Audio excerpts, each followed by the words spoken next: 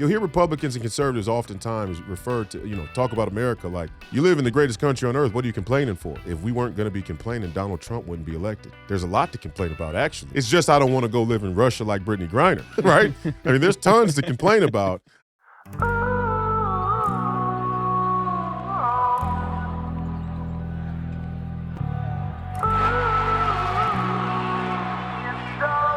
You are living in the most dangerous time in American history.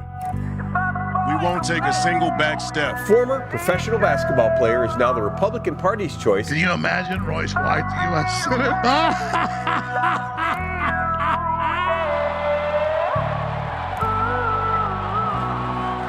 White won the endorsement on May 18th with 67% of the vote. There's nothing that guarantees we win. But I guarantee you if we lose, we will die.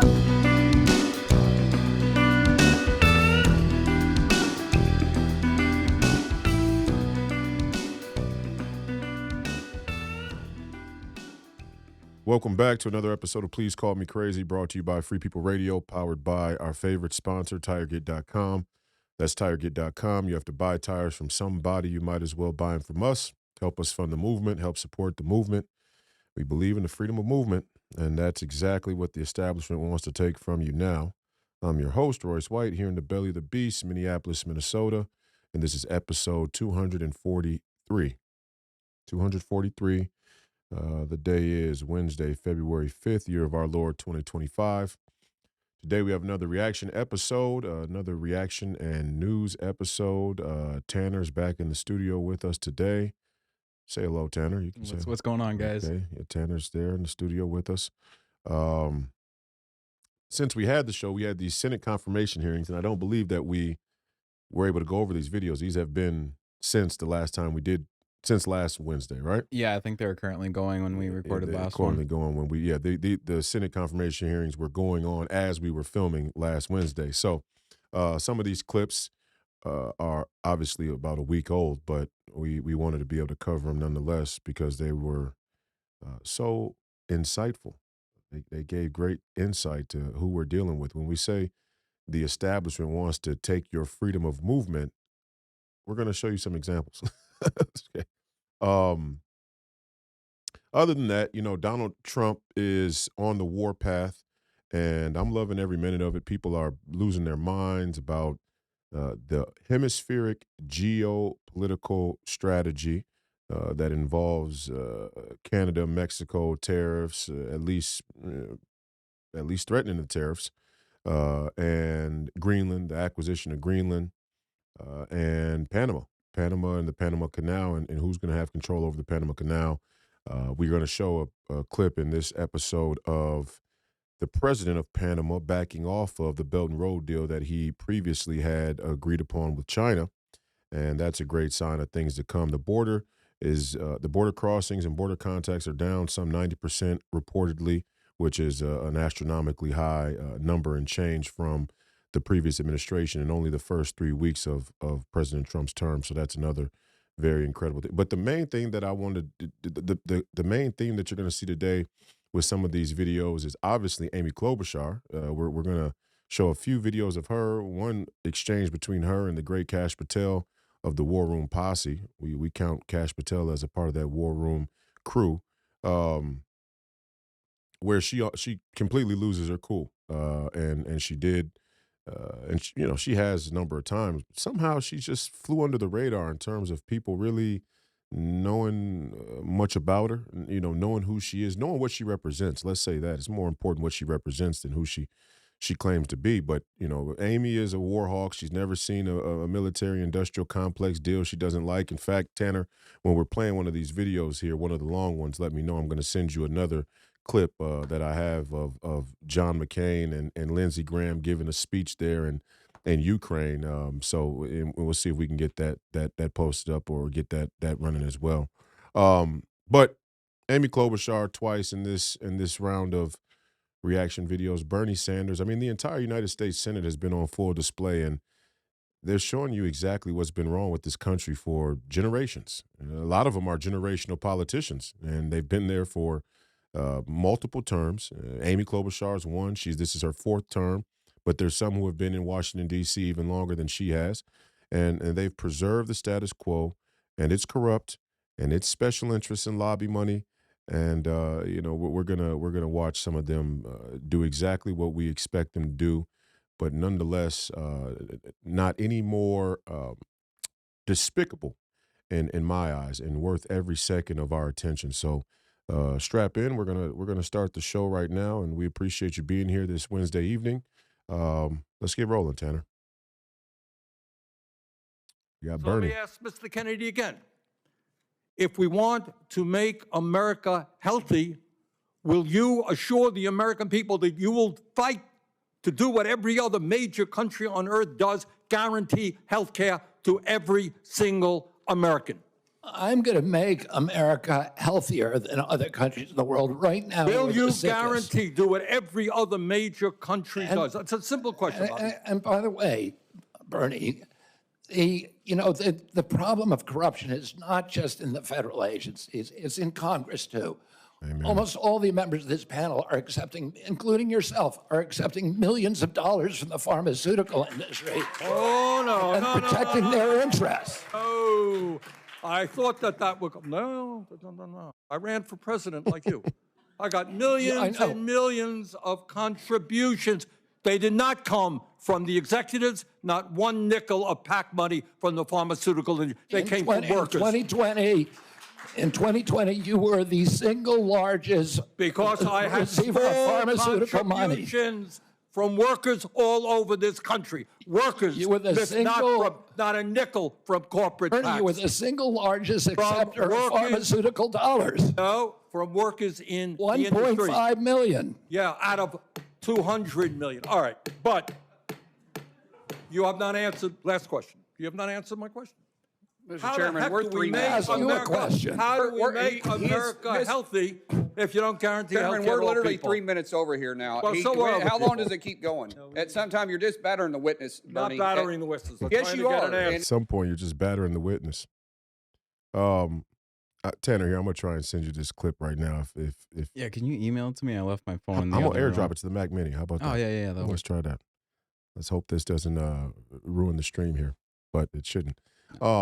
Sorry to do that in real time. You gotta see this clip though. I mean, you gotta see this clip of Lindsey Graham and John McCain and Amy Klobuchar there giving these now in retrospect mea culpas of having a vehemently anti-Russian involvement in Ukraine. I mean, it's just it's something. So we apologize to do that in real time. But there you see Bernie Sanders even shilling for big pharma in the medical industrial complex. Somebody who has always presented himself as more of a populist or populist, socialist populist candidate. And in all fairness to Bernie, a lot of the things that Bernie says, I would have to agree with. And I think the Bernie Sanders movement was railroaded from within the DNC.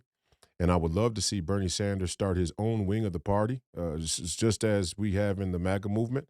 The problem that will eventually keep popping up in terms of a disconnect between the Bernie Sanders and Donald Trump wing of American politics is Bernie's end of the spectrum tends to be very anti-God.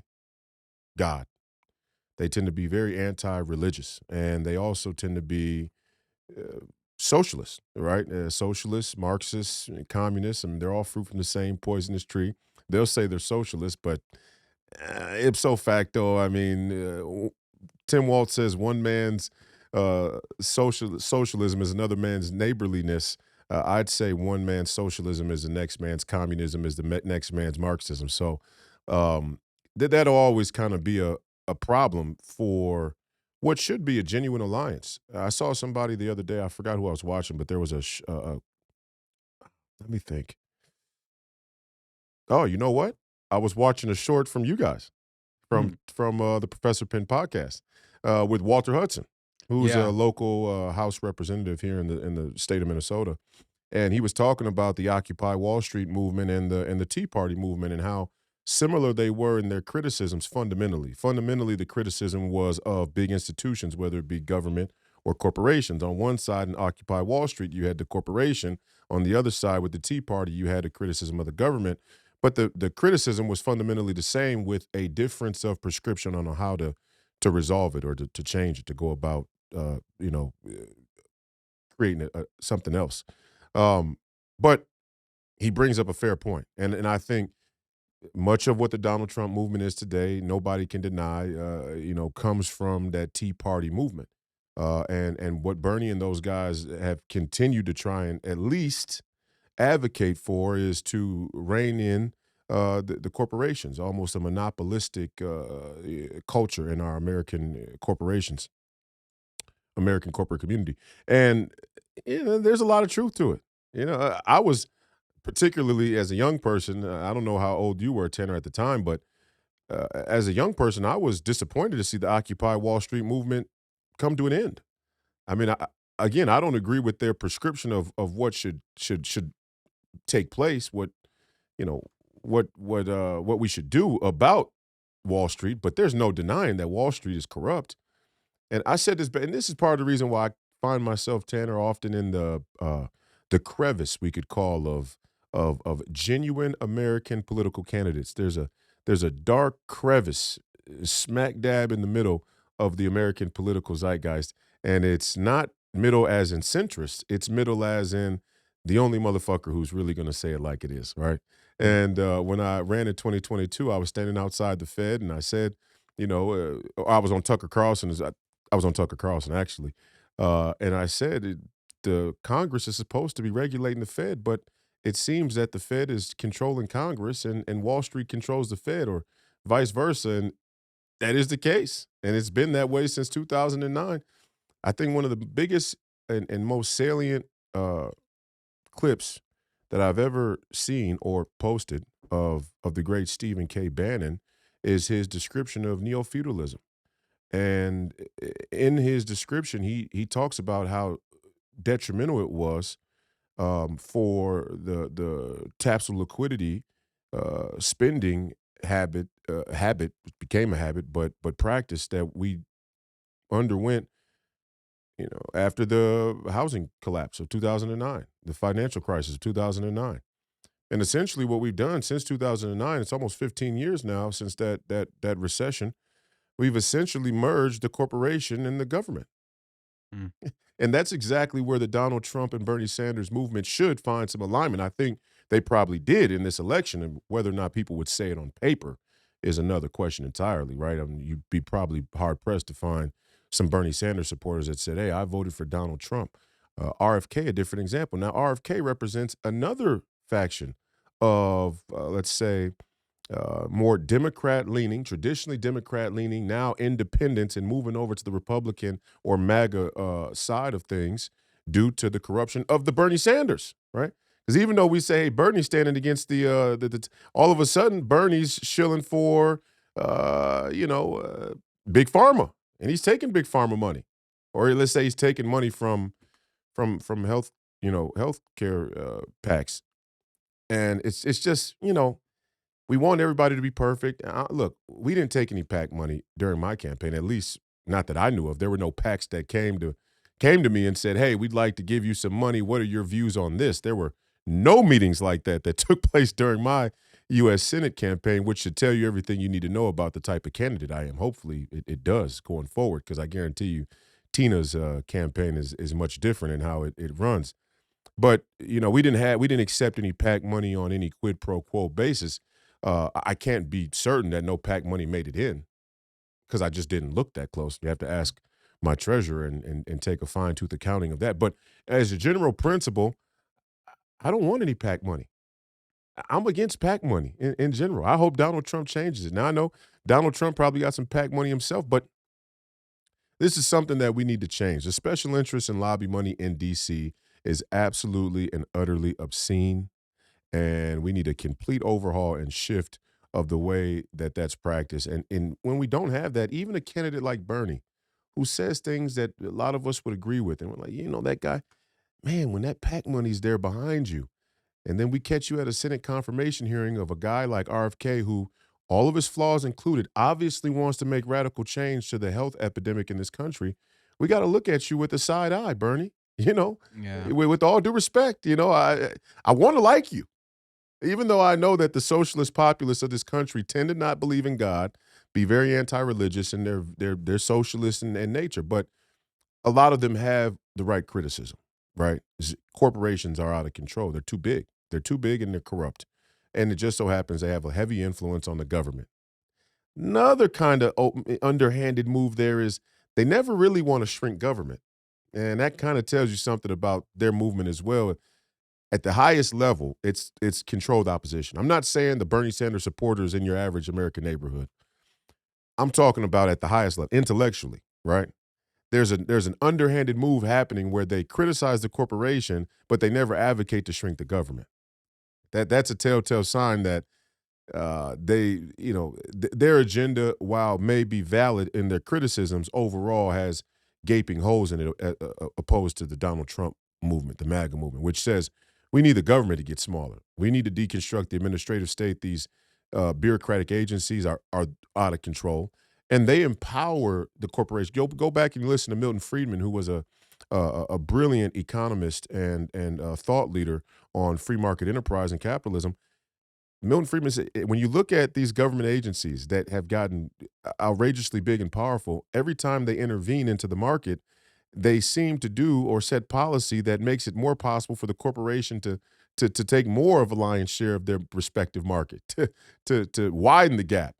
But, you know, the people like Bernie and others as well always claim, we're doing this to give more money back to the people, but it never ends up working out that way, coincidentally. So, Bernie, come on, RFK, you kidding me? You know, RFK should be confirmed. There's no doubt about it. RFK is saying exactly what needs to be said about the PAC money and the lobby money, first and foremost in D.C., and then going on to how we've somehow allowed. I don't know, the medical industry. I call it the medical industrial complex because food falls under medicine, right? Food research, our food has to do with our health. That's why it's the Food and Drug Administration. Drugs, food, healthcare, insurance, all of that is the medical industrial complex. Somehow, we've allowed the poorest quality of food to make it into our stores, and then we want to tell the American people that they live in the greatest country on earth. Another kind of catch-22, sort of the Republican. You'll hear Republicans and conservatives oftentimes refer to, talk about America like, you live in the greatest country on earth. What are you complaining for? It's like, if we weren't going to be complaining, Donald Trump wouldn't be elected. There's a lot to complain about, actually, right? It's just I don't want to go live in Russia like Brittany Griner, right? I mean, there's tons to complain about. I just wouldn't give up my American citizenship for global citizenship or any other national citizenship. But there's plenty to complain about. And the food, high up on the list, Monsanto, Cargill, right here in the state of Minnesota, largest privately held company in the world. And do you think that they took one meeting with me during my U.S. Senate campaign? Absolutely not, because they know I would have told them to go fuck themselves. I don't want their money. I don't stand for what they stand for. They're globalists. And they can try and fence it and, window dress it how they want to. People have to get food in the middle of Africa, and if we don't globalize, then how are the Ugandans going to get their grain? Oh, fuck you. You're just shoveling PAC money at Bernie to say, everybody's got to get health care. Look, I lived in Canada where health care is universal, and I saw those waiting lists. I heard those waiting lists for, real run-of-the-mill things like basic operations, right? Procedures. 6 months, 7 months out. In all these countries, what they don't tell you is how many people die on the waiting list to get care. Yeah, what happens with when your appendix bursts? Because isn't that you only got 72 hours to get that out of you or you die? Well, I think I think they have a scale of Okay, so if it's an emergency room yeah, visit, but in okay. China they don't. And in China, people die in the waiting room all the time. But in China, they don't have universal health care, right? So that makes China a little bit of a unique case as well. They're communists, and they're kind of have this totalitarian brand as a government, right? The CCP, China runs so well because we're a communist nation, right? and we're spreading the wealth around. So that's why, we can build an airport and half or 1/3 or 1/4 of the time it takes you guys to do it in America or in the West. But people die in the waiting room all the time in China because their healthcare system's a pay-to-play system. Now, granted, they got 1.6 billion people that live there too. I mean, it's pretty hard to have an efficient healthcare system in a country with 1 billion+ people anyway, right? But nonetheless, in Canada, if your appendix bursts, they'll treat you. Okay. But there are all kinds of conditions and things that, you don't have, your vitals aren't showing that you're dying right there on the spot, but you do need some type of medical intervention in order to stop the progression of, let's say cancer, tumors, or whatever the case may be. And it's 6-7 months out, Yeah. and people end up, dying. So there are pitfalls to universal health care. Now, do I think our healthcare system's corrupt? Absolutely. Do I think they're price gouging? Absolutely. Do I think that the cost of certain, absolutely. Undoubtedly, it's corrupt and it's out of control. These what do they call them? Phantom prices that you get for all, it's like Tylenol. They give you Tylenol in the emergency department or in the ICU. They give you pain medicine and they charge you 1,000% markup on it. I mean, who could even deny that that's wrong? I don't even get who would argue that. Yeah. The question is what to do about it. And so Milton Friedman had great ideas about that. Let's go to the next clip. 24 minutes on the first clip. Shit, guys, we got to speed through this stuff. Before I call on Senator Could he just This'll answer be a the quick one. question if he said that the FBI headquarters where they investigate cybercrime and terrorism Mr. should Chair. be shut down and opened as a deep state, Hey, Mr. Chair. as a museum? Did he say that the headquarters should be shut down? Mr. Chair. I deserve an answer to that question. I He guess is it's- asking to be head of the FBI, and he said that their headquarters should be shut down. Mr. Chair, parliamentary inquiry. You got anything you want to say, Mr. Patel, before I go on to Senator Lee? Simply this. If the best attacks on me are going to be false accusations and grotesque mischaracterizations, the only thing this body is doing is defeating the credibility of the men and women at the FBI. I stood with them here in this country. In every theater of war we have, I was on the ground in service of this nation. And any accusations leveled against me that I would somehow put political bias before the Constitution are grotesquely unfair. And I will have you reminded that I have been endorsed by over 300,000 law enforcement officers to become the next director of the FBI. Let's ask them. Mr. Chairman, Boom. I am quoting his own words from September of 2024. It is his own words. It is not some conspiracy. It is what Mr. Patel actually said himself. Facts matter. You forget that you had 3 minutes in the next round to say what you just said. Okay, I'll say him again. Okay. Well, gosh, I wish we could play. You know what? I'm going to send you another clip right here. Okay. When we play the next video, I'll send you another clip. It's funny to me to see Amy Klobuchar at all. I mean, it's just, obviously it's personal, but I don't even mean it personally, right? I think I'd be a much better U.S. Senate candidate, U.S. Senator. I think I was a much better U.S. Senate candidate than Amy Klobuchar, and I think I'd make a much better U.S. Senator for so many reasons I won't even go into. But it's not even personal. It's like if I was just an American citizen and I watched this exchange, I think, A, Amy Klobuchar is extremely disingenuous. And 2, she just sounds so catty that I don't trust her. I mean, she has that manic, energy about her, Yeah, right? I worked at a Starbucks in Wayzata for a little bit. This is what most women customers that are really mad at you sound like. Sounds very Minnesotan, but yeah, super catty. Tanner said it, guys. That wasn't me there. I have no problem with women or women voters or even women senators. But she does have that catty, annoying, I haven't had enough coffee. First off, I'm probably addicted to coffee. And that's probably the first problem. Back to RFK, she probably needs to go and sit and have a conversation with RFK about the pitfalls of coffee addiction. Yeah. Oh God, don't tell me, bro. I drink so much coffee in a day. You need to check on that. That's Okay. that's dangerous. Depends on what kind of coffee you're drinking, number one. But also, caffeine is like, and we're getting off track here. But Sorry.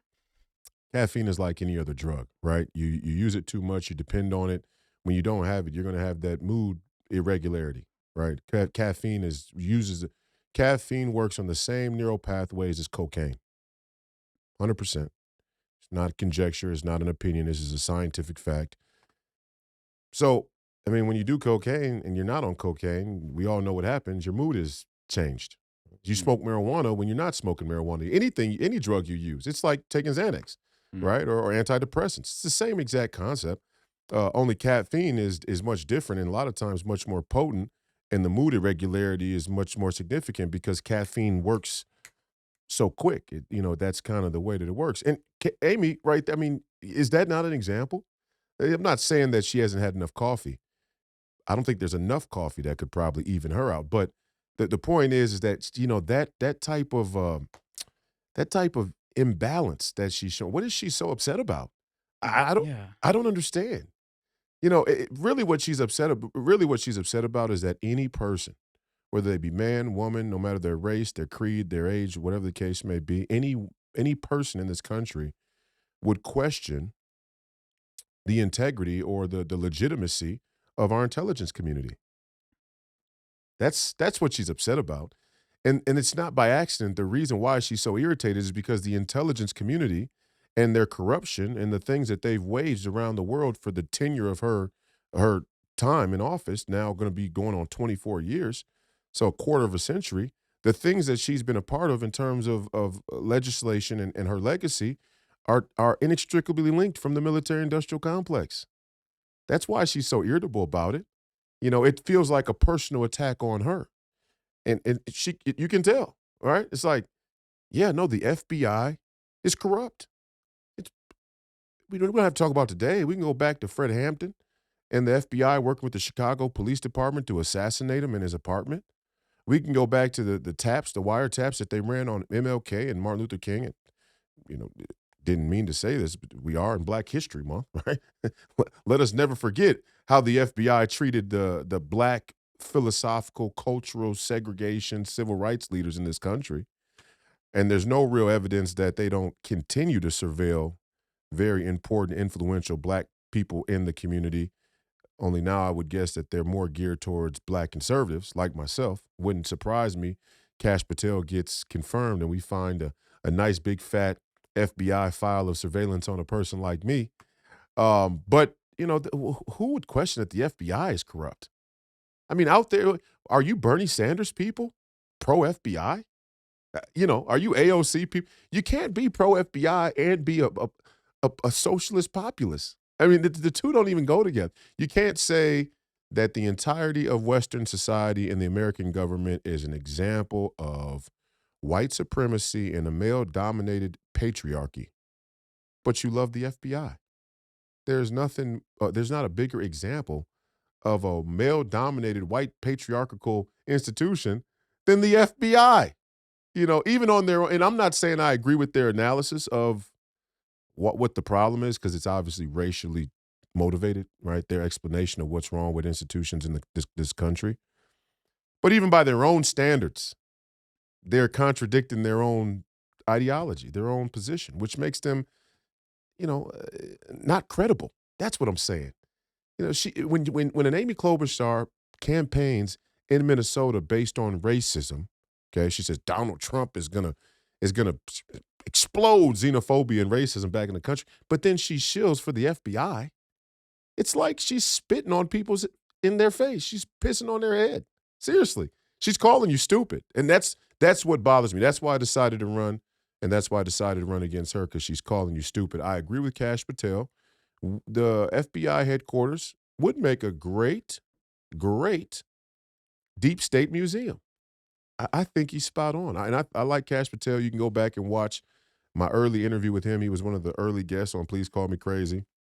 Hopefully after he's confirmed and he becomes the FBI director, he won't forget us little people here out in the valley, and we can have the new FBI director as a guest on the Family and Friends edition of Please Call Me Crazy. That would be a great honor and really, really cool to have happen. So we think Patel's going to get confirmed. It looks like RFK and Tulsi have been advanced from their Senate panel. We hope the same for Kash Patel. or was Cash Patel confirmed already? I don't even know. Google. Well, let's look. But shout out to Cash Patel. I like Cash Patel. I think he's a good guy. You know, government gangsters. He understands what's wrong with the system, and he spent a lot of time in the bowels of it. And I'm confident that he's gonna bring some necessary change. So I don't know. I don't think he has yet. I don't think he has been yet either. If he was, I would have probably heard about it. But you never know. A lot of stuff goes on in the day. So let's run to the next one. Here we got Amy Klobuchar again. And this was a mashup. This is a mashup of her telling the same joke about Donald J. Trump over and over and there's if the last clip wasn't scary and disingenuous enough, it don't get worse than this. Okay, this is the quintessential example of a politician who thinks people are so stupid they tell the same joke even though they know they're being recorded in front of every audience. Okay? Again, just pissing on you and telling you it's champagne showers, right? It's like you're so dumb.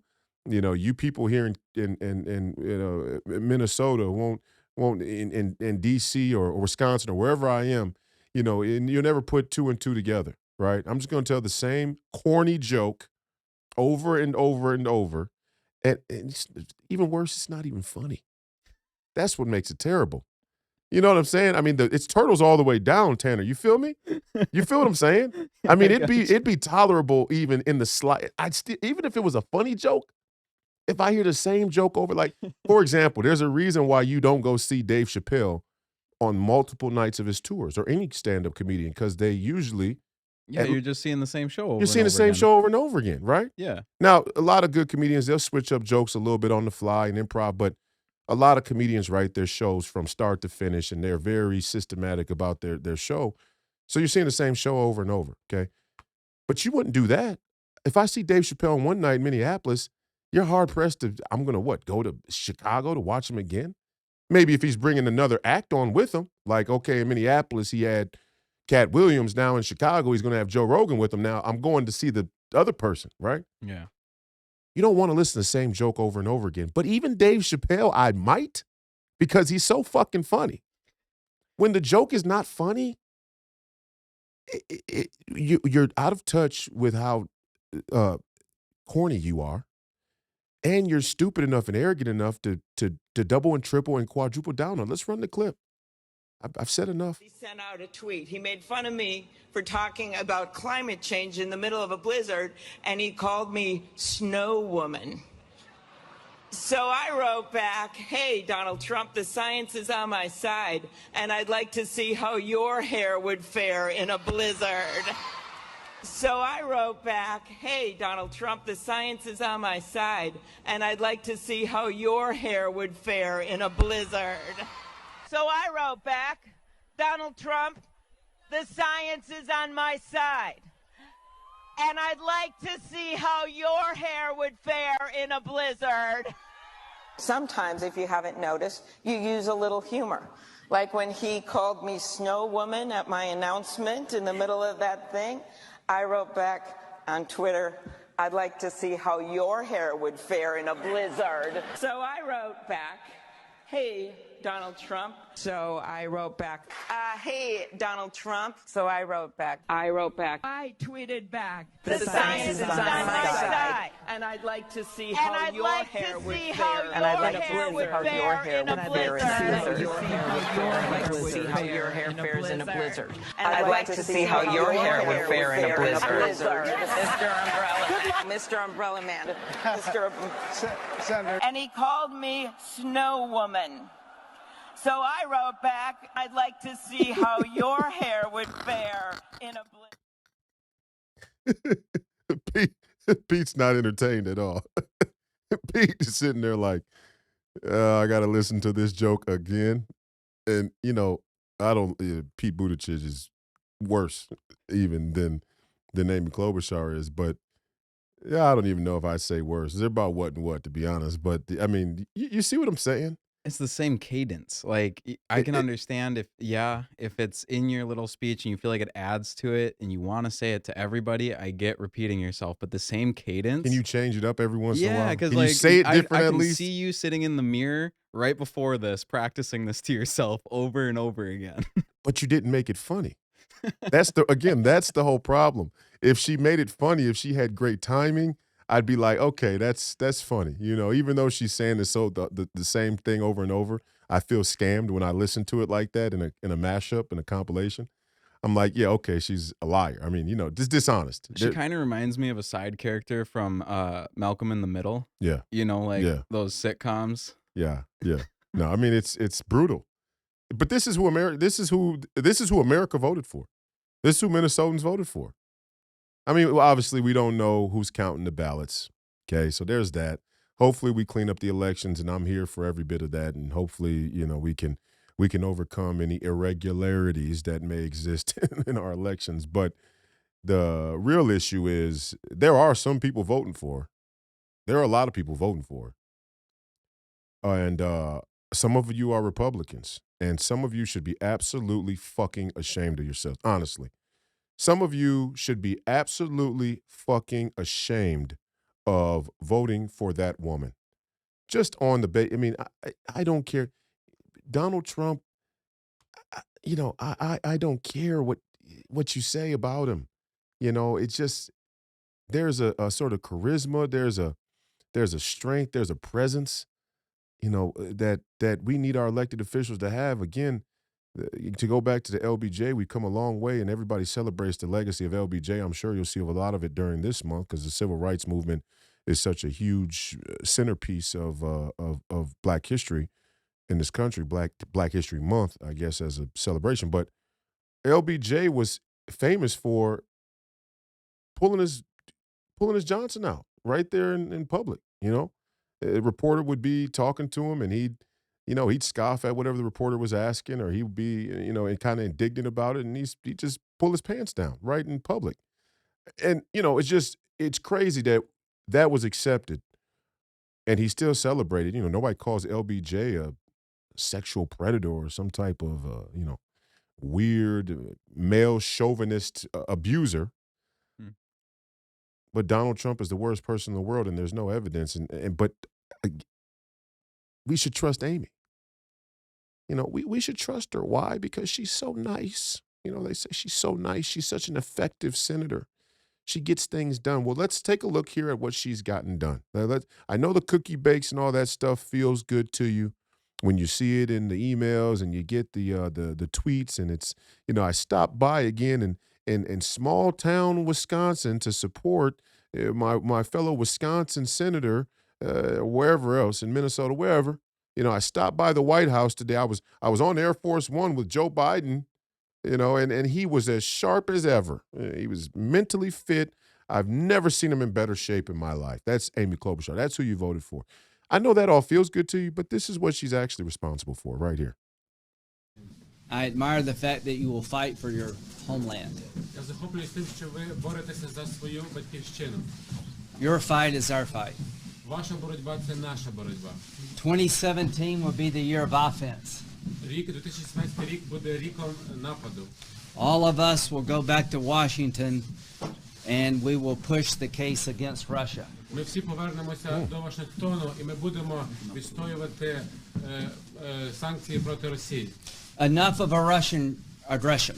Досить вже російської агресії. It is time for them to pay a heavier price. Час вже, щоб вони заплатили важчу ціну. Our fight is not with the Russian people, but with Putin. Ми боремося не з російським народом, але з Путіним. Our promise to you is to take your cause to Washington. Наша обіцянка – це те, що ми вашу боротьбу доведемо до Вашингтону. Inform the American people of your bravery. Проінформуємо американський народ про вашу відважність. And make the case against Putin to the world. І покажемо про докази проти Путіна усьому світу. I believe you will win. I am convinced you will win, and we will do everything we can to provide you with what you need to win. Я вірю в те, що ви виграєте, переможете. Я переконаний в тому, що ви переможете, і ми вам допоможемо всіма можливими засобами. And we have succeeded not because of equipment, but because of your courage. Ви успішні не через обладнання, але через вашу відважність. So I thank you, and the world is watching. And the world is watching because we cannot allow Vladimir Putin to succeed here. Because if he succeeds here, he will succeed in other countries. Я вам дуже дякую. І весь світ за цим слідкує. І весь світ за цим слідкує, тому що ми не можемо дозволити Володимиру Путіну тут перемогти. Адже якщо він тут переможе, він зможе це зробити і в інших країнах.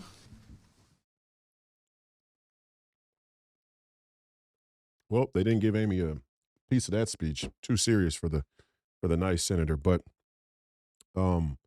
that's Amy Klobuchar and company there in 2014, I believe, with Ukrainian special forces. I don't know, Azov Battalion. You pick. I don't know who these guys are specifically, but obviously they're in full army regalia, full army gear, and they're gearing up for a war that we're now fighting today.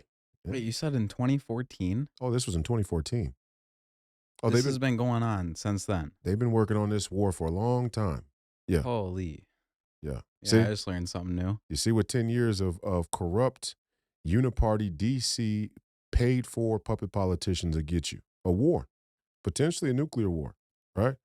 So, I mean, when we tell you that this stuff, when I said in my first campaign running for Congress, the global affects the local, and we say terms like globalist, this is what we're talking about.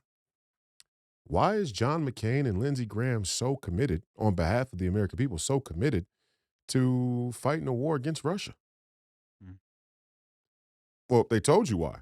You know, they said if Vladimir Putin is successful there in Ukraine, then automatically he's going to be successful in other countries, as if they could stop it. That's the funny part. I mean, the crazy thing is they're talking as though they can really change that circumstance anyway. The first thing is the arrogance before we even talk about the dishonesty of what they're doing. The arrogance of it is profound. You don't live in Ukraine. We have to ship our military equipment to Ukraine. It's a world away. Now, if you guys have some strange, new, innovative teleportation system of transportation where we can just, materialize military supplies for the Ukrainians, then hey, maybe you can explain to me the path forward, but you guys don't. And that's why the Ukrainians are getting their ass kicked and the war is all but over. The Ukrainians have long since suffered a strategic defeat. We don't want to admit it. We won't go out in public and admit it. Lindsey Graham won't come forward and admit it. But we have, and I say we because we put money in, right? It's like if I bet on the Philadelphia Eagles to win by 5 and they lose, we lost. I lost. I had money in. I invested in it. Man, this is what you invested in right here. This is where your money went for, and it's not. And again, you see how it's not about Republicans and Democrats. There, you got two stalwarts of the Republican Party alongside Democrat, Amy Klobuchar, and that is effectively what we call the Uniparty. So, America First, the beating heart of the America First movement, is our foreign policy. And right now, Donald Trump is redefining America's foreign policy for the first time in my lifetime, and probably for the first time since World War II. Speaking of foreign policy, here we have Panama president talking about the Panama Canal. Let's roll the footage. Una cosa importante, que es una decisión que adopté y se la comuniqué. El memorándum de entendimiento del año 2017 sobre la ruta de la seda de Belt and Road Initiative no será renovado por mi gobierno. Boom. Eso es así. Vamos a estudiar la posibilidad de si se puede terminar antes o no, pero creo que le toca en 1 o 2 años la renovación, porque es cada 3. Así que esa iniciativa que se firmó, cuando se firmó, en el tiempo que se firmó, no será renovada por mi gobierno. Creo que esta visita abre un camino para construir una nueva etapa de relaciones. Así lo veo yo, así lo sentí de parte del secretario Marco Rubio. Stop. We don't have to go any further. You know, all this other stuff is filler. He cut straight to the chase. The punchline was in the opening statement. The Belt and Road Initiative will not be renewed. The two things there. One, Donald Trump's doing exactly what Donald Trump said he was going to do in terms of foreign policy and America first, making this nation strong and great again. But what should scare you is that politicians like Amy Klobuchar and Lindsey Graham and John McCain and the illegitimate Joe Biden regime were responsible for China tracking all the way across the world and creating a Belt and Road Initiative right here in our backyard. I mean, for Donald Trump to even be able to put a stop to this, to negotiate a stop to this, tells you how far they got. And for everybody who's, criticizing Donald Trump for how extreme his actions have been in the earliest days of this administration, this clip right here is evidence enough to justify how he's gone about it, to justify his actions. The CCP, our national mortal enemy, who has waged open economic and trade war against us, we the people, the American people, through, by the way, totalitarian tyranny against their own people, right? Again, the Uyghur Muslims, there's 2 million Muslims. They just threw them in concentration camps because they're Muslim. Extremists, right? We see them as extreme. We got to quell extremism and religious extremism in our country. So religious and ethnic minorities, you cart them right off the camps, out in the open, re-education camps. We're going to forcibly re-educate Muslims, right? In America, it'd be the equivalent of saying we're going to forcibly re-educate Christians.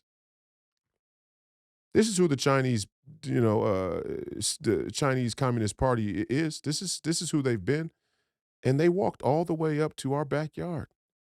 I mean, just freely, just kind of just strolled on in, and your leaders allowed it to happen. Hey, maybe you feel comfortable with that out there. I mean, I can't tell you how to think, but I can tell you this. I'm not comfortable with it. Are you comfortable with China having control of the Panama Canal right here in our backyard, right here in Central South America? See, I don't know enough about it to have an opinion. Well, I'm learning. I'm paying attention. Keep producing here. We're going to get through the whole gamut of what's going on here. The CCP's initiative, their 2050 initiative, is to be the dominant power, the central power of the entire world economy. Right? If you're the central power of the entire world economy, you become the central power of the world. Everything's money. That's why America has been considered the one true superpower for so long, because we're the dominant central economy. Hence, the United States dollar. Right? The United States dollar being the reserve currency. China would certainly love to have the yuan become the reserve currency of the entire global economy. Now, some people would look at that and go, well, what's wrong with that? At the end of the day, is that so bad? Why can't China be number one? Well, let's ask ourselves, for all the criticism we have of America, and we do, and some rightfully so, like I said about Wall Street, we have some ideological and philosophical and hence governmental and political safeguards that they don't have everywhere else in the world. And it means that even if the Senator Lindsey Grahams and John McCain's and Amy Klobuchar's and Joe Biden's and whoever else are corrupt as the day is long, the people have the right to speak out. The people have the right to vote differently in private. In China, you don't have those rights, which is why the CCP has basically gone unobstructed in their conquest for power, both politically and internally in China and their conquest in this Belt and Road Initiative. And they're colonizing the world right now. I mean, that's what's happening. It's already begun in Africa. It was happening in Mexico. They have a lot of influence in Canada. They have a lot of influence in Europe. I mean, the entire British CCTV system was manufactured and is, I believe, maintenanced by the CCP, and many other places as well. Obviously, in Panama, they had their hands down there in Panama too. And look, they have every right to go all over the world the same way anybody else does. The question is, do you want to live in a China-centric or a China-dominated society? And if you look, like I said on many other shows, some people crave tyranny. Tyranny's easy. Tyranny takes a lot of the responsibilities away from your day-to-day choices, right? You're going to be told what to do. There ain't going to be too much gray area. It's going to be, you're going to do what we tell you or else. Americans, we don't want to live like that. That's not how our founding fathers intended this country to be. And that's what we're fighting for. And that's why we are in what you would call a axiomatic conflict, war with China. We're not in open war. So maybe they did send us a bioweapon, and there definitely is a trade war. But we're not in an open kinetic war with China. But our ideologies are so contrary to each other. As two world superpowers, we are at war, and we'll see how that war plays out. Next video we got, this is Stephen Miller, I believe, Trump advisor Stephen Miller, and this is Fox News, by the way. Just everybody understands what we're dealing with here. This is good old faux news. President issued executive orders pausing funding for diversity, equity, and inclusion, critical race theory, radical transgender ideology, sex changes. I'm just because the judge said that there was going to have to be stopped. Either go ahead. Either I can answer the question or I can't. Thank you. I'm trying to get clarity though, because the judge said Friday. I'm going to answer your question exactly. Okay. The president paused funding for diversity, equity, and inclusion, radical gender ideology, critical race theory, sex changes for minors, foreign aid, as well as certain Green New Deal projects.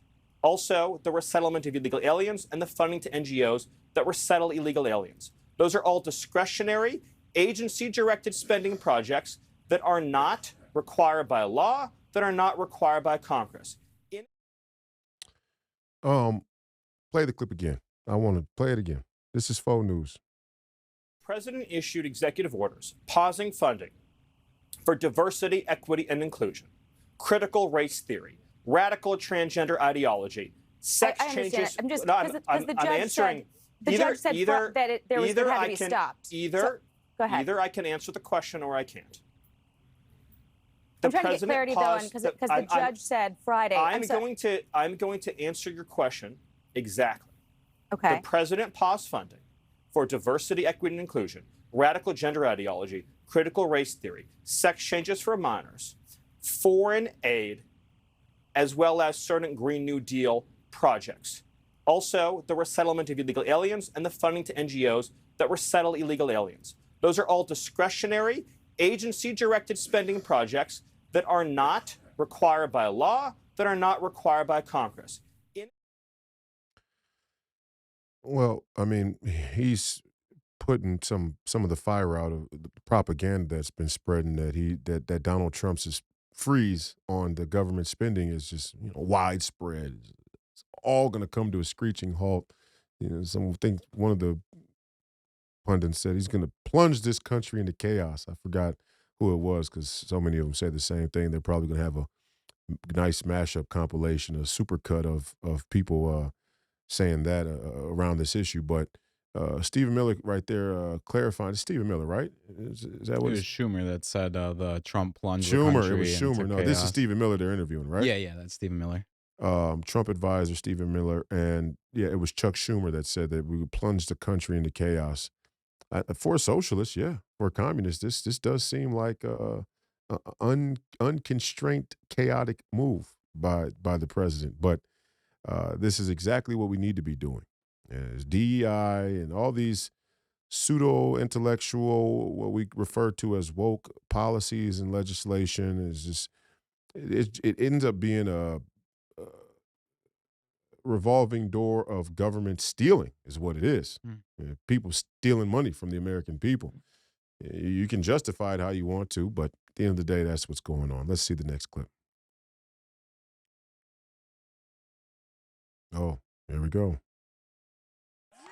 Are you ready to go on the offense? Yeah! Are you ready to go on the offense? Yeah! We have to win back our young people. I am the only candidate in this race for any of these positions that is under 30. We had a 20-point shift to the right of our young people. We must show our young people we give a damn about them, that we support them, and we invest in them. I have raised over $11 million in the past year to support the future of our party, because I don't just tweet, I don't just talk the talk, I also walk the walk and I knock the knock in doors across the country, but I'm counting on you in this moment right now. I need your support. Please vote for me. Thank you so much. Let's play that again and just watch the guy with the afro for a second. Guy with the afro is killing me. Are you ready to go on the offense? Yeah! Are you ready to go on the offense? Yeah! We have to win back our young people. I am the only candidate in this race for any of these positions that is under 30. We had a 20-point shift to the right of our young people. We must show our young people we give a damn about them, that we support them, and we invest in them. I have raised over $11 million in the past year to support the future of our party, because I don't just tweet, I don't just talk the talk, I also walk the walk and I knock the knock in doors across the country, but I'm counting on you in this moment right now. I need your support. Please vote for me. Thank you so much.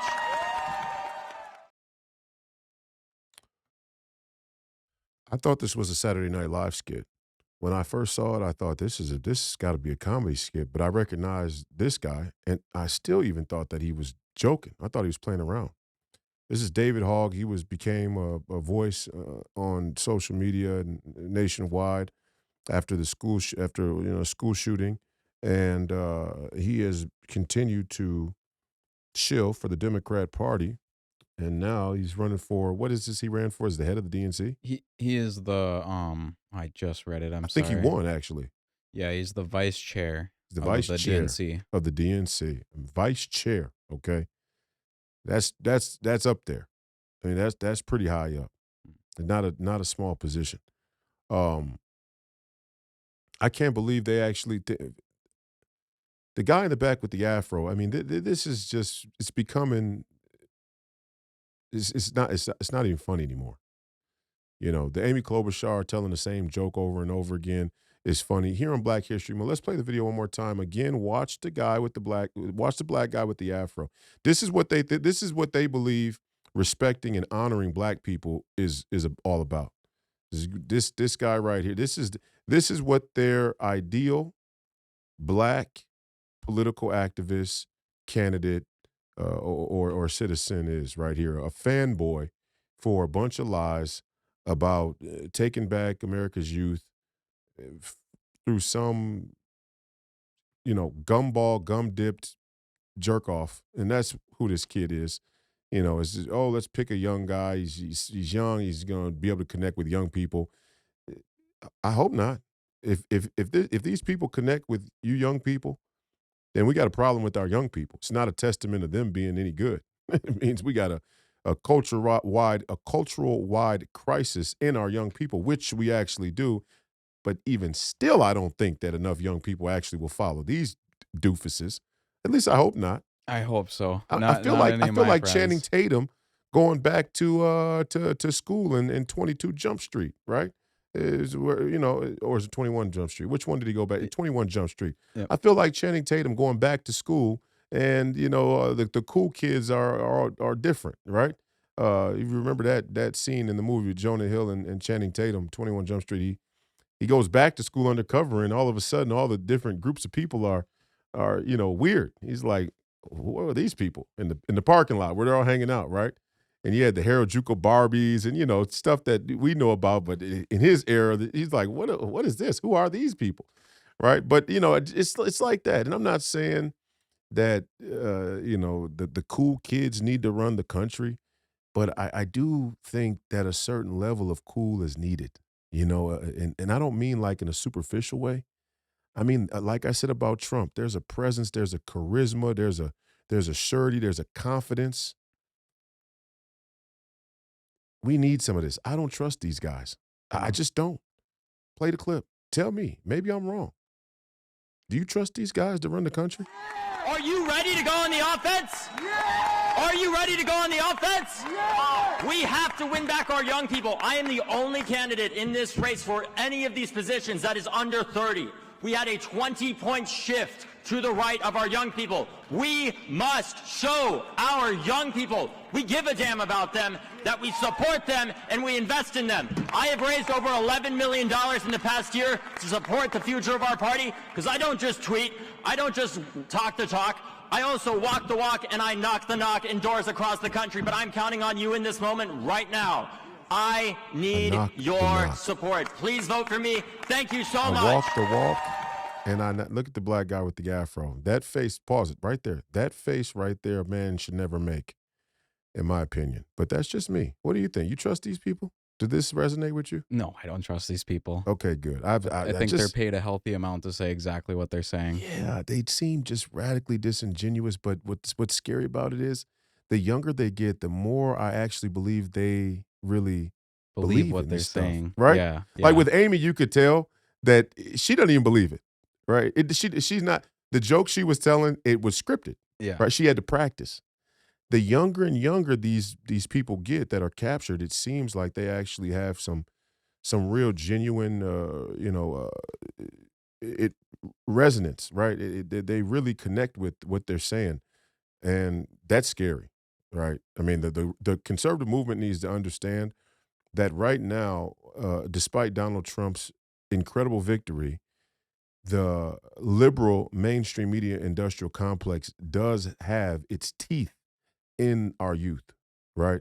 So we got a lot of ground to make up because we let socialists and Marxists and communists capture our public schools, which is why when you see the headline, Donald Trump to dismantle the Department of Education, people will go, oh, that's Agenda 2025. No, that's exactly what we need.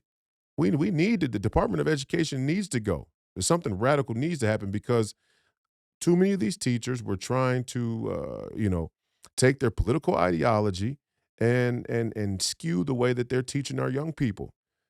And not only the way they're teaching them about, regular school topics, regular school, classes, math, science, arithmetic, English, history. Not just that, but they were trying to force feed extracurricular political ideology on the young people. And it'd be one thing, everybody's going to teach with a bit of a bias, right? It's like you should try not to if you can, but everybody's going to teach with a bit of a bias. If I'm a Christian, I'm going to teach people based on the Bible. If I'm a Muslim, I'm going to teach people based on the Quran. If I'm Jewish, I'm going to teach people based on the Talmud or the Torah. If I'm the Chinese, I'm probably going to teach people with a little bit of Taoism or maybe some Buddhism. So people are going to teach based on their cultural influences. But to take an extra curricular political ideology and make it the central focus, superseding basic school curriculums, it's so out of control. I can't even believe you guys tried it. I can't believe they tried it. I mean, it was so what's scary is it almost worked. It almost worked. It almost worked. It's like the scariest thing I've ever witnessed in my entire life. It almost worked, guys. It's, as ridiculous as a lot of us agree it is, it almost worked. Yeah, because you sound like an asshole being like, no, don't teach my kids about that. And what, you don't want to appreciate Black history, for example. Right. Like when they push that so heavy. But they do. Yeah, the fact make that they you feel like an asshole. This guy is the poster child, right? He's the poster child of conflating the history of Black people in America and racism and slavery with the LGBTQ movement. Him right there, that face, that screenshot right there. I want actually take a screenshot of. I want the screenshot. I'm gonna post it on X. This is the face. This is the facial expression of the reason the Democrats are starting to lose in grand fashion. This is what it is right here. And that is the play. The play is this black guy here with the natural hair afro gives a Martin Luther King speech where he basically talks like Martin Luther King in the speech. I don't know if you Did he? Yeah. No, That's real. Oh, that's real. See Oh, if you can look it God. up. We'll play it. We'll play it. But yeah, he gave a speech and he talked like Martin Luther King. But obviously, when you hear him laugh and you hear him talk, his voice is nothing like Martin Luther King's. He put on a theater. It was an act. It was fake. It was a fake voice. What's his name? I don't even know this guy's name. I forgot. But put in young black activist sounds like Malcolm X. Sounds like Martin Luther King. But yeah, that's what these people are. I mean, it's scary, it's ridiculous, but it's scary at the same time because this I actually thought was a comedy skit, only to find out it's real. And then you realize like this almost worked. And it's working in the Democrat Party, at least. This guy was elected to the vice chair. They like him still. They think they think they lost the young people because what? The Elon Musk bought X? I mean, that's probably what they're rational because what he's not saying, think about this, Tanner. His entire speech right here is one huge contradiction. If he's saying that they lost the young people and you've been involved in the grassroots with the young people, then why'd you lose the young people? Yeah. I mean, like a lot of these people, like, because I think he's right around the line of like Harry Sisson and these like TikTok group of kids. That's who they are, yeah. They're the most condescending assholes ever. Even people that I know that might agree with them or are Democrat. Don't like the way they do it. Yeah, they're like, you guys are assholes. You guys aren't actually trying to talk to understand. You're just trying to be condescending. I know. I don't know how they plan to get the young vote back if they are doubling down with their attitude.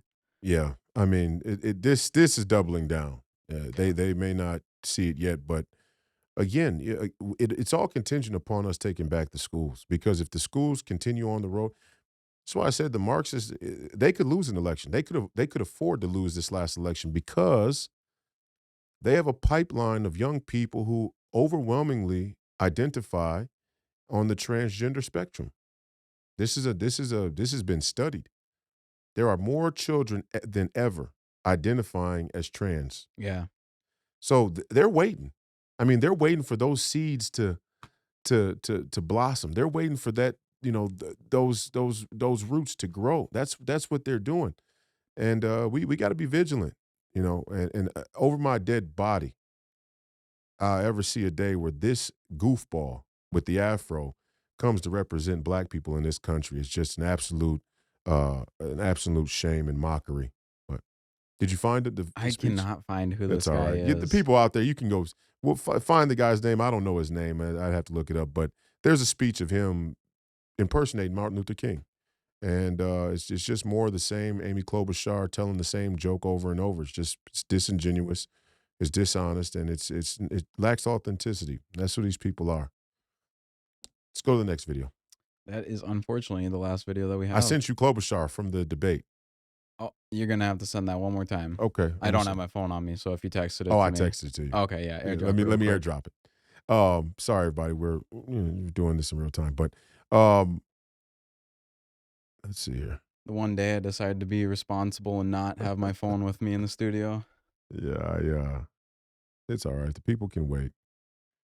The people will wait. Hopefully. Let's see if I can. I don't even know if I can share it I can't airdrop it. Okay, well, either way, let's do this. Go to my Instagram and scroll down. Yeah, go to my Instagram. Yeah, you could do it live. You'll see it. On my Instagram, there's a video of the debate between me and Amy Klobuchar, and you can watch how uncomfortable she gets in real time. And I only bring this back up, and I wanted to show this video because Amy tried to cut Kash Patel's head off, and she kept saying, "Oh, these are his words. These are his words." Well, I called Amy Klobuchar out on the same thing when it comes to election integrity, and she completely ignored my comments here in this clip. Is it making you log in? Yeah. Don't even worry about it. You guys can go watch it. Sorry, guys. There's a clip of me and Amy Klobuchar live in a debate at a local radio station, WCCO radio station, and I was asked about the 2020 election and whether or not Donald Trump had lost in Minnesota. And I said it would appear so, but I can't be sure. And I don't think that's controversial. And then I went on to say or remind the audience and the host and Amy herself that her and Kamala Harris both were on the record in 2018 questioning the integrity of the voting machines. I think even Amy Klobuchar, it was either Amy Klobuchar or Kamala Harris that brought a group to present before a senatorial committee, a Senate committee, to demonstrate how the machines could be hacked.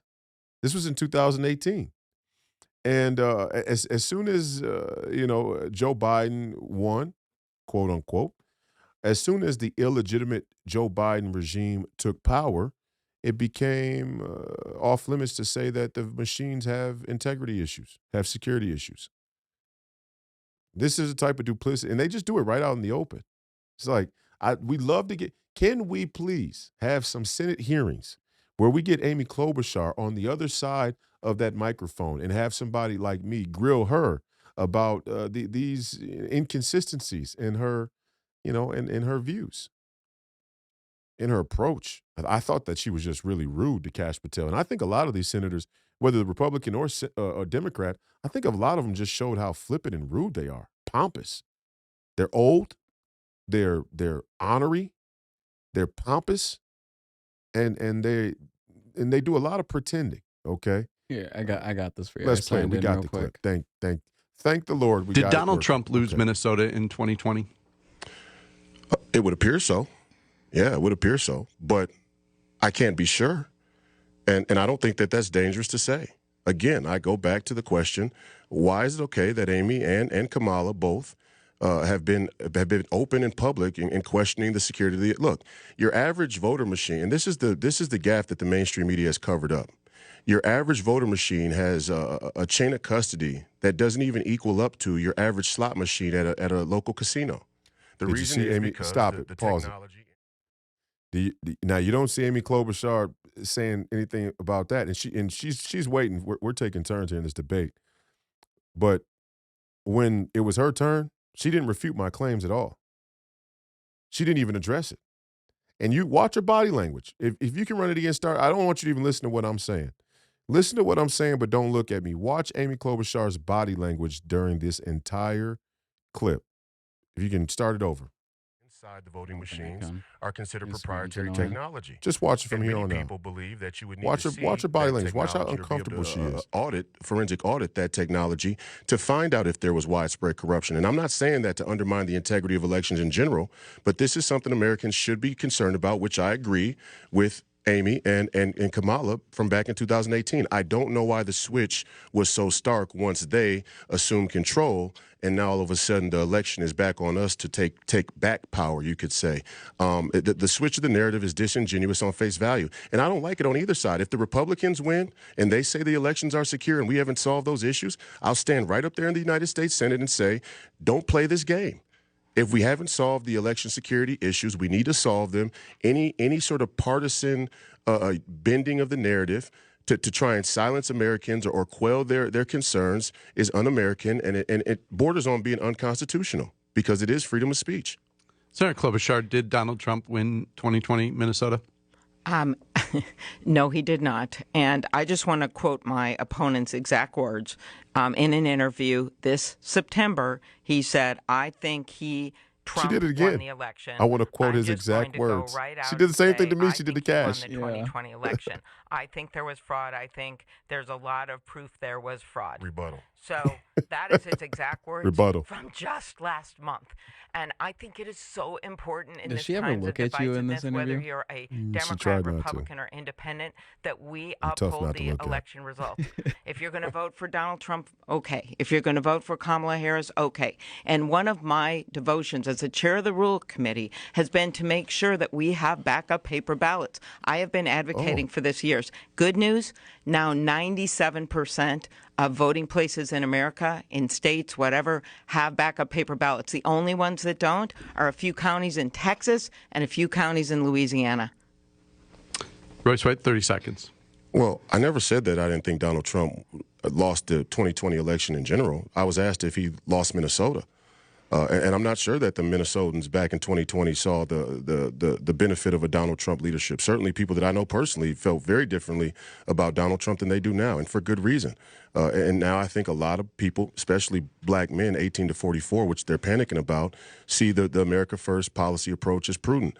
But again, I'm not sure what we're saying here. Either the machines are secure or they're not. Why would we need backup paper ballots if the machines are completely secure? It's been another episode of Please Call Me Crazy, brought to you by Free People Radio, powered by our favorite sponsor, TireGet.com. That's TireGet.com. You have to buy tires from somebody, you might as well buy them from us and help fund the movement, help support the movement. We believe in the freedom of movement, and that's exactly what the establishment wants to take from you now. Visit FreePeopleRadio.com. There you can get to the store where there's merchandise and other things like that. Friday, we're going to have a guest, but I'm not sure who just yet. Maybe we have a Hebrews. Maybe we have Professor Penn in. I'm not sure yet. I got to track down and see what's tracking with our guests for this week. We got a couple that are up on that are on deck to come on, but we'll see who we get squeezed in for Friday. Other than that, Saturday morning, 9 a.m. Eastern, Real America's Voice, The Royce White Show. We're going to do a deep dive on globalism, the dollar empire, and why what Donald Trump's doing is so necessary and so important. This show was heavy on the political. Next week, I think we're going to do some culture. We're going to do some clips that are not politically related, not directly political in nature, let's say. But we had to do it like this because of the Senate hearings and the United States Senate and the D.C. elite really have shown their ass in the last 14 days in terms of trying to protect the status quo and really being, like I said, rude and downright flippant and sort of pompous and arrogant towards some of these nominees for these positions. So, you know, we had to go heavy on the political this week. We hope you enjoyed the show. Hope you get the gist of what I was saying. I think all of these Democrats have really shown throughout these clips, you know, take that with a grain of salt. Clips aren't everything. They're clips. But you start to see an emerging pattern, right? And I don't want to make it a Democrat-specific thing because that's not the right way to look at it. It's a uniparty. It's a D.C. political elite and establishment thing. They lie. They're unauthentic. They're really arrogant and brazen about it, and it's tracking all the way down to the young activists. You know, from the Amy Klobuchars, who are the sort of stalwarts of the Democrat Party, down to the David Hoggs, who are the up and coming social media influencers who are now taking over head positions like chair of the DNC. And yeah, we're on the other side fighting. It's Donald Trump's, Stephen K. Bannon's. Way down here is Royce White's of the world, and Tanner, our good producer Tanner. Thanks for being with us today, Tanner, course, and helping us produce. We got to keep fighting tough because people who lie like this, they're not going to quit. I mean, they have no choice but to continue online. They're going to lie as long and as much as they need to see it through, to execute the agenda. So we got to stay vigilant. Don't let these rhinos and neocons reassemble, recoalesce this middle ground with the Democrats. That's the real danger. The only danger is coming from our own flank. It really is. It's coming from within the wire. These policies, these people, it's gonna crumble on itself. I really do believe that. Do they have a head start with the young kids? Yeah, but young people's minds are somewhat resilient. If there's any resistance. If the Democrats were left to be in charge of the education of our young people unobstructed, we would lose the country in a generation for sure, especially how extreme they're going now. But they have challenge, right? They've been challenged. There is rebellion. There's rebellion from parents all across the country. There's rebellion from candidates like myself. There's rebellion from people who are in government and in position institutions high up, Elon Musk and others as well. So there's resistance. Um, the danger is going to come from within the wire. The danger is going to be the Lindsey Grahams of the world, pulling a power play and saying, "Hey, if we don't bring this thing closer to what was before Donald Trump, then we're just going to go ahead and vote with the Democrats." That's the double-edged sword of what Matt Gaetz, my friend Matt Gaetz, and I support him. I wish he would have stuck in as Attorney General. And you saw how the Uniparty, shunned him. They didn't want a Matt Gaetz in there as Attorney General. And Pam Bondi's been confirmed, so that's a good alternative. I don't know much about her, but I trust Donald Trump's choice. We'll see how she performs. But Matt Gaetz, the double-edged sword of what Matt Gaetz did when he voted with the Democrats to get rid of McCarthy, or at least he threatened to vote with Democrats to get rid of McCarthy, is that they can do it to us, right? And they can vote with the Democrats to railroad Donald Trump or America First in the MAGA movement. The only answer to that isn't not to tell the truth like Matt Gaetz did. That's how some people would approach it. They go, well, Matt Gaetz didn't have a plan. That was Mark Levin back when Matt Gaetz led the charge to get McCarthy out. And Mark Levin said, well, hey, what's your plan? Matt Gaetz doesn't have a plan. The plan is to tell the truth. The ultimate plan, the ultimate strategy is to hopefully spread the truth far enough so that the majority of people see it, understand it, and can apply it to the way that they vote and the way that they live. And that's why we're doing the show. And that's what this entire movement is really based on, and why we're fighting so hard. And hopefully we'll be successful and save this country. Good start. We got a good start here. The Panama Canal canceling its Belt and Road Initiative can't be overstated. It is a signal that the entire American foreign policy and the entire geopolitical landscape is being reoriented towards America, at least in this hemisphere. And we are going to start to have a sort of hemispheric divide of world powers and the way that the world works. So fine, it's a multipolar world. And Donald Trump's basically saying, oh, okay, there's a multipolar world. All right, well, where are the polarities at? Okay, we're going to deal with this polarity. Panama, Mexico, Canada, Greenland, ours. And people ask me about this because I've been a huge voice on Israel and matters of the Christian right, and our relationship with this entire global community. But really, as it pertains to blacks and Jews and how the cultural narrative is really drawn about blacks and Jews, and I don't hold any punches about it. I talk about it all the time, so much so I was called anti-Semitic so much throughout the campaign.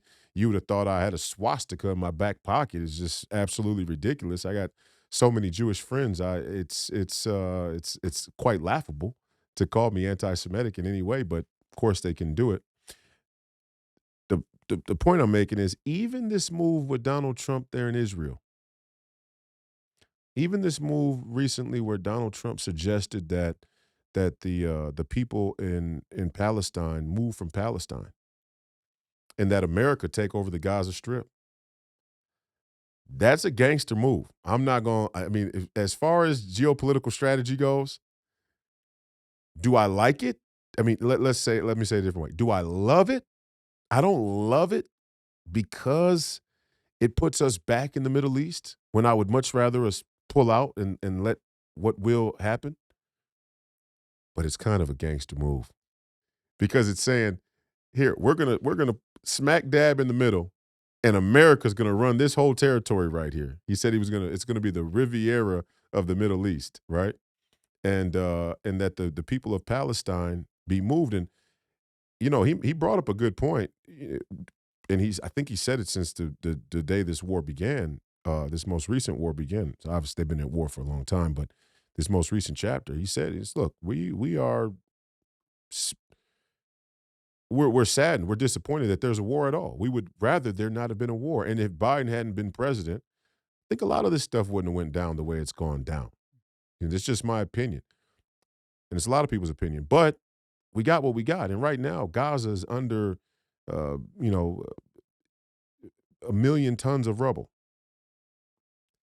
And the question now is, do they go back? Do the Palestinians go back to Gaza? And we're not even talking about the West Bank. Don't ever forget that Palestine is split into two different places. Nobody's saying that America or that Israel should be entitled to the West Bank. At least I don't think I've heard somebody say that. If they did, that'd be deserve caution, real caution. I'd be really worried and skeptical about that. But Gaza's a little tiny little place, and I'm not discrediting that it was their home, but just like with Russia and Ukraine, like Tulsi Gabbard said, hey, Ukraine is facing a much bigger nation with a much bigger military and many more people, much more technological advancement. It is what it is. We're being realists. And the Palestinians, I feel bad for what happened. Obviously, a lot of people do. Nobody should be in, I love when Tucker Carlson pushed back against what is the conventional thinking or opinion of the conservative right in America, where he was talking to Piers Morgan about this Israel and Palestine situation. And he said, anybody who targets women and children is evil. Doesn't matter who it is. Doesn't matter if it's America, if it's Israel. That's evil. There's not really an argument. Nobody with a sane and logical mind, certainly nobody with a God-fearing heart would claim anything different. But at the same time, we are where we are. We are where we are. And the Gaza Strip has been reduced to rubble. Do the Palestinians go back? I don't know. I don't have that answer. I would tend to say, I like what Donald Trump said. I said, hey, why don't these other nations accept him? And what he's doing is he's clearing a path for us not to be on both sides of the war. People don't understand it that way, but when I said, people ask me, well, should we support Israel financially? I said, the aid for Israel should be conditional. Right away, even conservatives just, what does that mean? There's no conditions upon our support for Israel. It's like, oh, yes, there should be. The conditions are that we're not on all sides of the war. When you're on all sides of a war, anybody who's on all sides of any war makes it very hard to see who your friends and who your enemies are. It becomes a revolving door for stealing money. Once again, we see the same epithet play out that we do with much of government, especially big government, global government. So right now, Donald Trump's clearing a path. He's saying, well, if all of these surrounding Muslim nations have this opinion about Israel, or they have this opinion about the West and America's support of Israel, America's involvement in the region, they have the opportunity to do something about it. Why don't they accept these people? Why don't they accept the Palestinians? Why don't they let the Palestinians come live in their country? If Gaza is such a bad place to live, which many people agreed is, whether you say it's open air prison or Israel has too much control over Gaza because they're a superior military force and army, then why would you want to live there? What is it about if we could actually relocate the people of the Gaza Strip to somewhere much better to live, much safer, much more free, who's opposing that? And so you get an opposition from both sides of the argument. And what I think Donald Trump is trying to do is facilitate a situation where people reveal themselves as being warmongers or being conflict mongers, let's say. You tracking that, Tanner? Like, what I'm saying is there's a conflict there between Israel and Palestine that is waged on since the inception of Israel. There's a conflict in the Middle East that is raged on since after World War II. And quite frankly, it was much before that. Really, there's a conflict that's been happening there for 2,000 years. There are some people who are genuinely sad and let's say concerned about people's well-being. There are some people who profit, and there are some people who just want to see the conflict continue, right? Just for conflict's sake, I would say. Or there's some strategic interest why they want to see the conflict continue. So what you do is you create a path, you create an off-ramp on both sides, whether it be like what I said it many times this year. I said, hey, if push comes to shove and the entire Muslim world rallies together and wants to wage a war against Israel, then bring the Jews to America. Bring all of it. I mean, it's 6 million, 7 million Jewish people live in Israel. I believe that's the number. Maybe it's closer to 10 million. But whatever the number is, bring them to America. We did it before. I mean, when Israel was first when Israel was first created, the Jews that were refugees from World War II were given the option to go live in Israel or come to live in America. That's why we have another big portion of Jewish people that live here in this country. So we've done it before. We had no problem taking Afghani refugees. And I'm not saying that that's the answer, but what I was doing was creating the off-ramp and seeing what people really would want to get this conflict, have this conflict come to an end. And I think that's what Donald Trump is doing. And what you're going to find is the Egyptians and the Jordanians and all these other countries who got all this criticism of America and the West don't want to take the Palestinians in.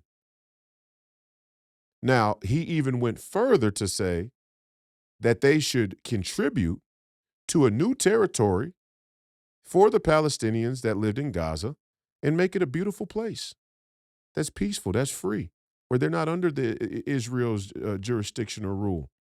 And wouldn't that be a good solution? I mean, people are freaking out about that. Even on the right, in the MAGA movement, people are like, well, this is him shilling for Israel. Wait a second. Either you want the conflict to stop or not. And please, what's your answer?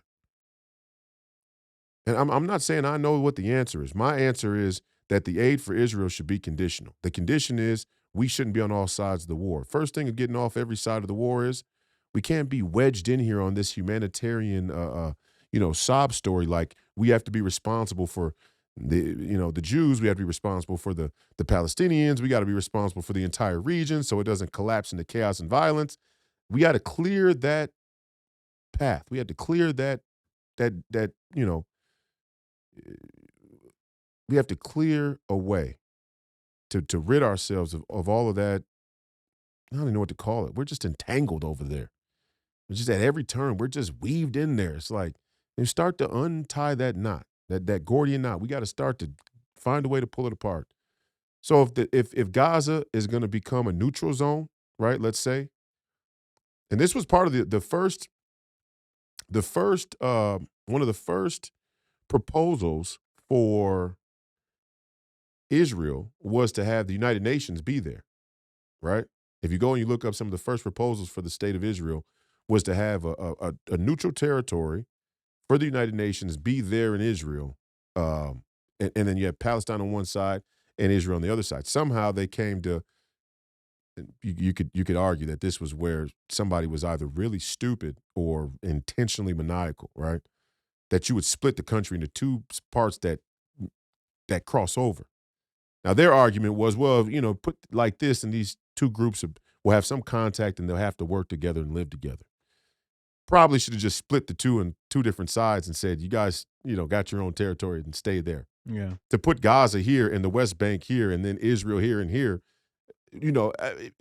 this was the British business model, right? This was to keep a perpetuating war there in the area, to always have an excuse to stick our nose in some shit that we really don't have to be involved in, right? Because it's profitable. But again, what Donald Trump is going back to is the original proposal of Israel, is that there's going to be a neutral territory there that America will take because we trust ourselves more than we do the United Nations. And we're going to find a new place for the Palestinians to be and let that be the peace.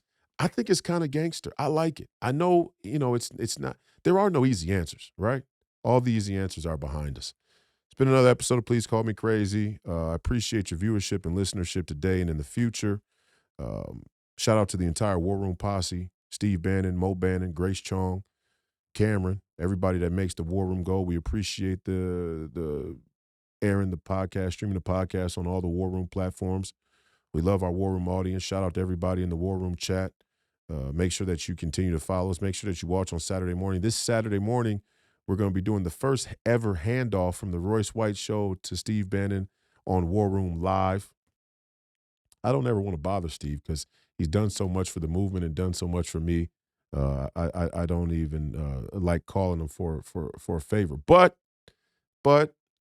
I was told by our good friends at Real America's Voice that it may be cool to have a handoff live from the Royce White Show to Steve on the War Room, since, you know, I do go right before he does, and we might make it a regular thing. That'd be really cool. I'm honored as always to be involved with Steve and the War Room and the broadcast that, when history looks back, may have actually saved the Republic. So again, we appreciate you. I hope you have a great night. I hope you enjoyed the show. Much more to come. Hopefully Friday we get a good guest for I'm sure it'll be a good guest for our family and friends edition. And that's it for me. The fight continues. God bless America. Godspeed. The people are coming. Everything's up on the bar. We're all in.